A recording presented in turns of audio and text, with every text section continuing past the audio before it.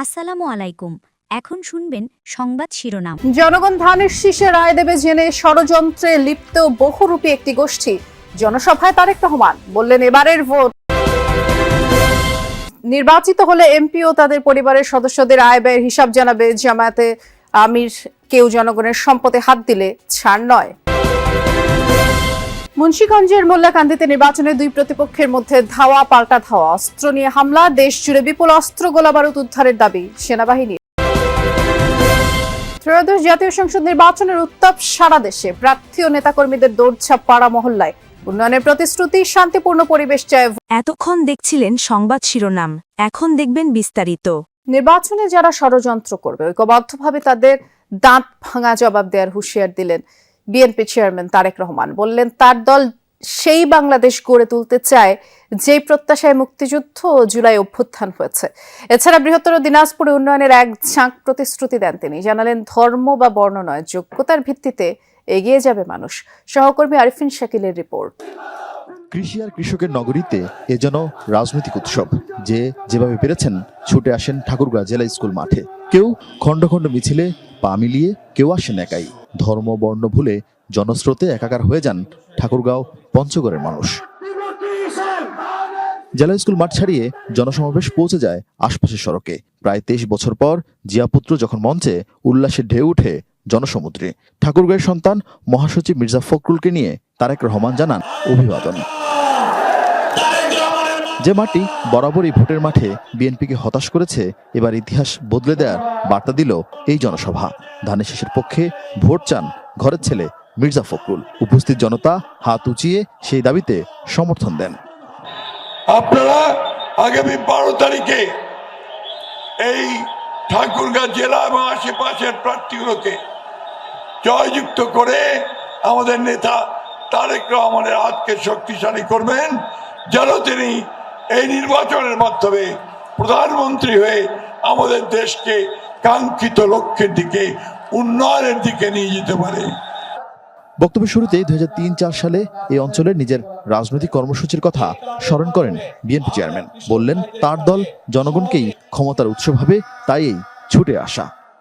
এই দেশ আমরা বিশ্বাস করি জনগণই সকল ক্ষমতার উৎস, এবং যেহেতু আমরা বিশ্বাস করি জনগণই সকল ক্ষমতার উৎস, সেই জন্য আমরা জনগণের সামনে এসে দাঁড়িয়েছি। এইবারকার নির্বাচন শুধু দেশের জনপ্রতিনিধি নির্বাচিত করার নির্বাচন নয়, এবারকার নির্বাচন হবে আমাদের দেশকে পুনর্গঠন করার নির্বাচন। এই দেশের গণতন্ত্রকে আমাদেরকে মজবুত করে গড়ে তুলতে হবে, যাতে এই দেশের মানুষের সামনে একটি নিরাপদ ভবিষ্যৎ তৈরি হতে পারে। পরে তারেক রহমান বৃহত্তর দিনাজপুর অঞ্চলের বেকার সমস্যার সমাধানে বন্ধ কলকারখানা চালু করার কথা জানান। এছাড়া ঠাকুরগাঁয়ের ক্যাডেট কলেজ, বিশ্ববিদ্যালয় ও মেডিকেল কলেজ সহ উন্নয়নের বিভিন্ন দাবি মেনে নেয়ার আশ্বাস দেন। এই এলাকার মানুষ যাতে আরো ভালো চিকিৎসা পায়, সেই জন্য মেডিকেল কলেজের যে দাবিটি আছে ইনশাআল্লাহ সেটিও আমরা বাস্তবায়ন করব। পাবলিক ইউনিভার্সিটির একটি বিষয় আছে, সেই বিষয়টিকে ইনশাআল্লাহ আমরা দেখব।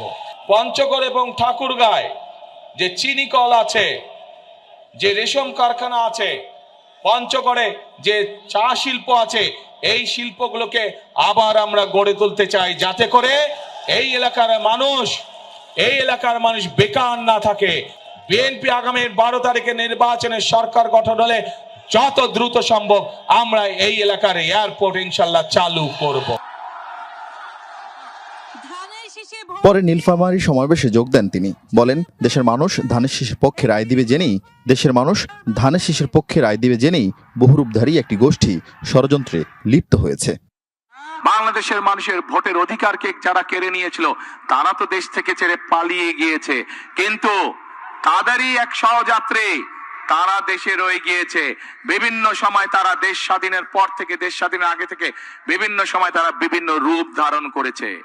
এই রূপ ধারণকারী, বহু রূপ ধারণকারী তারা আজকে বিভিন্ন জায়গায় বিভিন্ন ষড়যন্ত্রে লিপ্ত হয়েছে, কারণ তারা বুঝে গিয়েছে সারা বাংলাদেশের মানুষ ধানের শীষের পক্ষে রায় দেওয়ার সিদ্ধান্ত নিয়েছে।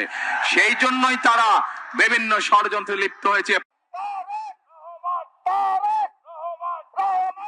নানিবাড়ি দিনাজপুরের জনসভায় এসে জনতরঙ্গের কাছে ধানের শীষের জন্য ভোট চান খালেদা জিয়ার ছেলে।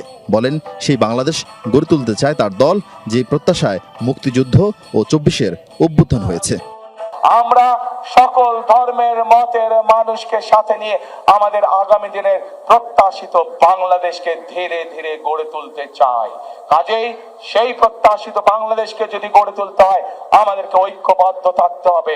সেই প্রত্যাশিত বাংলাদেশকে যদি গড়ে তুলতে হয় আমাদের মধ্যে কোনো বিভেদ রাখা যাবে না। রবি সোমবার ঢাকার বিভিন্ন সংসদীয় আসনে জনসভায় বক্তব্য রাখবেন বিএনপি চেয়ারম্যান। উত্তরের ৩ জেলার ভোটের মাঠে তরুণ ভোটারদের চাইতে সবচেয়ে বড় ফ্যাক্টরি হিসেবে কাজ করবে সংখ্যালঘুদের রায়। এক সপ্তাহ ব্যবধানে তারেক রহমান এই উত্তরাঞ্চল সফরে এসে আবারও প্রতিশ্রুতি দিলেন ক্ষমতা গেলে সংখ্যালঘুদের নিরাপত্তা নিশ্চিত করার পাশাপাশি এই অঞ্চলের অবহেলিত নিপীড়িত মানুষের সংগ্রাম আর সংকটে পাশে থাকার বার্তা দিলেন ঐক্য আর সম্প্রীতির নতুন বাংলাদেশ গড়ার। ভোট চাইলেন 12 ফেব্রুয়ারি ধানের শীষের পক্ষে। আরিফিন শাকিল, যমুনা নিউজ, দিনাজপুর। বিনা ট্যাক্সের গাড়ি, স্বল্প মূল্যের ফ্ল্যাট নেবেন না জামায়াতের এমপিরা, জানিয়েছেন দলের আমির ডাক্তার শফিকুর রহমান। হবিগঞ্জ জেলা শহরের ঐতিহাসিক নিউফিল্ড মাঠে আয়োজিত নির্বাচনী জনসভায় তিনি বলেছেন, জামায়াত ক্ষমতায় আসলে নির্বাচিত জনপ্রতিনিধি সহ তাদের পরিবারের আয় ব্যয়ের হিসাব প্রকাশ করা হবে। দেশকে দুর্নীতি ও চাঁদাবাজ মুক্ত করার অঙ্গীকার করেন ডাক্তার শফিকুর। বলেন, কেউ চাঁদা নিতে আসলে হাত ভেঙে দেয়া হবে। সন্ত্রাস ও দুর্নীতিতে দেশ ছেয়ে গেছে বলেও মন্তব্য করেন জামায়াতের আমির। বলেন, নির্বাচন আসলে নানা প্রতিশ্রুতি দেন প্রার্থীরা, কিন্তু নির্বাচন হয়ে গেলে প্রতিশ্রুতি ভুলে যান তারা।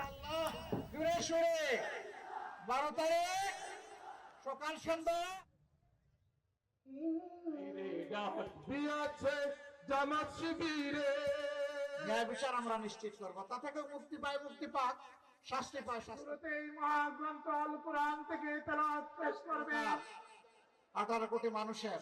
আর আমি ঘোষণা দিচ্ছি, এবার শান্তি। সবাইকে বহু সুযোগ দিয়েছেন, দফায় দফায় আপনারা জানার পরীক্ষা নেওয়ার সুযোগ পেয়েছেন। একবার আমাদেরকে পরীক্ষা করুন, আমরা আপনাদের আমানতের পাহারাদার হব, চৌকিদার হব, সম্পদ ইজ্জত জীবনের পাহারাদার হব, এ দেশের মালিক হব না, ইনশাআল্লাহ আমরা সেবক হব।